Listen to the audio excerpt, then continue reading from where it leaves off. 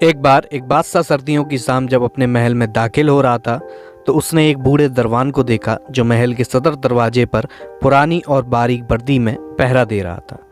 बादशाह ने उसके करीब जाकर अपनी सवारी को रुकवाया और उस बूढ़े दरबान से पूछा कि तुम्हें सर्दी नहीं लग रही। दरबान ने जवाब दिया, बहुत लग रही है हुजूर, मगर क्या करूं, गर्म वर्दी नहीं है मेरे पास, इसलिए बर्दाश्त करना पड़ता है। उस दरबान की बात सुनकर बादशाह ने जवाब दिया, मैं अभी महल के अंदर जाकर अपना ही कोई गर्म जोड़ा भेजता हूँ तुम्हारे लिए।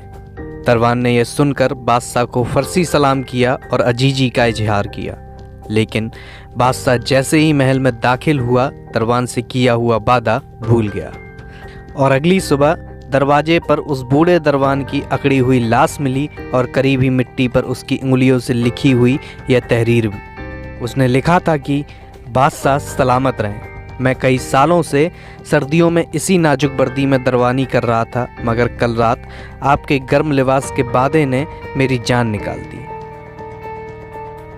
यह बात सुनकर बादशाह बड़ा ही शर्मिंदा हुआ और उसने पूरे गांव में उस दिन गर्म कपड़े बांटे। इस कहानी से सीख यह मिलती है, सहारे इंसान को खोखला कर देते हैं और उम्मीदें कमज़ोर कर देती हैं। अपनी ताकत के बल पर जीना शुरू कीजिए, खुद की सहन शक्ति, खुद की खूबी पर भरोसा करना सीखें। आपका आपसे अच्छा साथी, दोस्त, गुरु और हमदर्द कोई नहीं हो सकता। आज के लिए इतना ही, मिलते हैं नई कहानी के साथ। नमस्कार, जय हिंद, जय भारत।